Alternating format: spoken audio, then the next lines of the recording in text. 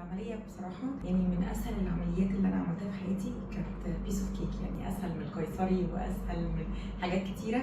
والحمد لله بعد ما فقت من العملية يعني بسم الله ما شاء الله الدكتور أحمد زي الفل، ما كانش فيه وجع، ما كانش فيه ترجيع، ما كانش فيه أي حاجة، كانت يعني زي الفل ما شاء الله.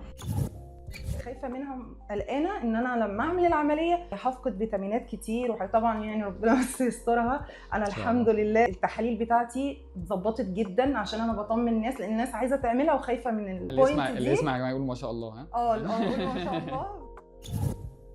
دخلت العملية في مستشفى المقاولين العرب، مستشفى A كلاس بيوتيفul سيرفيس. التيم بتاعه من أول لحظة، من ساعة ما دخلت العملية طمنوني. دخلت يوم العملية استقبلني دكتور أحمد بابتسامة، أنا جبانة ما خفتش خالص. أول لما شفته أصلا اطمنت، اللي هو يلا يا دكتور، مع إن أنا بخاف من العمليات وأوضة العمليات ليها رهبة، والله ما خفتش خالص. دخلت لقيته جاي متواضع جدا، جاي بشنطته السبورت وبيضحك في وشي، واللي هو يلا يا هبة أوكي. ما حسيتش بحاجة. قمت من النوم جوه غرفتي، لقيتهم حاطين لي جهاز تسكين الألم، قعدت بيه 3 أيام، ما حسيتش بالأوجاع طبعا ولا أي حاجة. حتى لما جم شالوا لي الجهاز اللي كان في المعدة، شالوه بمنتهى السلاسة.